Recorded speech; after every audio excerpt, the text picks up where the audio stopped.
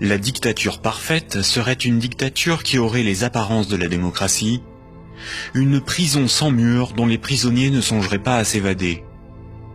Un système d'esclavage où, grâce à la consommation et au divertissement, les esclaves auraient l'amour de leur servitude. Aldous Huxley, dans Le meilleur des mondes. La croissance, essentielle à la domination de la finance, nécessite des travailleurs consommateurs dociles et manipulables. La télévision les divertit par les jeux, les séries, le voyeurisme de la télé-réalité et un flot d'informations brutes, sans aucune analyse, ne jouant que sur la force des images, l'émotionnel et les peurs primaires. On y fait l'apologie de l'oligarchie, des idoles, du consumérisme, de la légèreté, du sexe et de la bêtise. Consommer, c'est être libre et heureux. Réfléchir est futile et ennuyeux. Le vocabulaire est réduit, le sens des mots dévoyé, de sorte qu'il n'est plus possible de penser la réalité. L'éducation est réduite à une forme de conditionnement à la servitude et d'insertion professionnelle. Un individu inculte n'a qu'un horizon de pensée limité, et plus sa pensée est bornée à des préoccupations futiles, moins il peut se révolter. La destruction des États-nations, de la cellule familiale, la négation des identités culturelles, religieuses et sexuelles, sont les moyens de supprimer tous leurs repères aux individus. Ils n'ont alors ni l'environnement social et institutionnel, ni les ressources mentales pour s'opposer à la domination mondiale des multinationales et de l'oligarchie financière, politique et capitalistique. Il faut comprendre que la télévision, la radio et la presse sont des médias unidirectionnels, alors que l'Internet est multidirectionnel.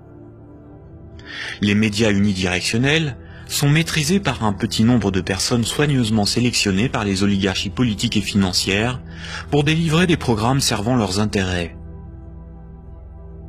L'opinion du citoyen est ainsi formatée, maîtrisée, contrôlée.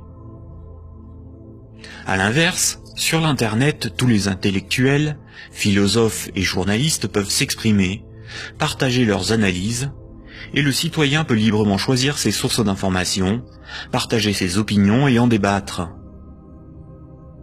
Pour maîtriser la liberté de l'Internet, l'oligarchie crée une fausse dissidence sous la forme de médias qui semblent subversifs, comme Mediapart, Rue 89, Le Canard enchaîné, le magazine Marianne, ou encore des organisations comme Wikileaks, dont la fonction est de canaliser les citoyens les plus critiques sur des sujets sans importance, d'organiser leur indignation, de monter les uns contre les autres, et de décrédibiliser les analyses réellement subversives.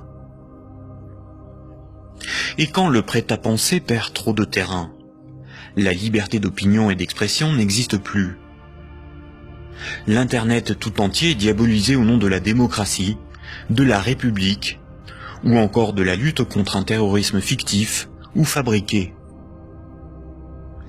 Les grands médias qualifient de racistes, de terroristes, de fascistes, de xénophobes, d'antisémites, de négationnistes, de conspirationnistes ceux qui analysent les faits, critiquent le système et tentent d'en exposer les fondements. Ces grossiers amalgames visent à empêcher le public d'écouter leurs discours, d'étudier leurs arguments et de débattre de leurs idées. Tout comme ce sont les banques qui décident ce qui doit être financé en fonction de leurs intérêts, dans les médias dominants, c'est l'oligarchie qui décide l'information qui doit être diffusée en fonction là aussi de ses propres intérêts. Le contrôle du vecteur soit de la richesse, c'est-à-dire la monnaie, soit de la connaissance et des idées, c'est-à-dire les médias, soit encore du système législatif, c'est-à-dire le gouvernement représentatif non démocratique, sont les instruments de la domination des oligarchies. Dès lors, il ne faut pas tomber dans la provocation, l'extrémisme ou la violence. La violence et la provocation sont ce que le système attend pour justifier la censure, le contrôle d'Internet et la mise en place d'un État policier. Il ne faut pas non plus dépenser son énergie sur des détails. Il faut au contraire remettre en cause les fondamentaux sur lesquels repose ce système de domination. Tous les mouvements progressistes, sociaux ou alternatifs, quelle que soit leur forme, associations, partis politiques, ONG, et quelle que soit leur cause, devraient faire la promotion de 3 changements décisifs pour le monde de demain. Premier point. Remettre la création monétaire au service de l'intérêt général. Tant que ce sont les banques qui décident ce qui mérite d'être ou de ne pas être financé en fonction de leurs propres intérêts, le pouvoir politique et le libéralisme ne sont qu'illusions. Les banques ne sont pas là pour faire du social ou de l'investissement. Elles sont là pour faire des profits en prenant le moins de risques possible. Deuxième point.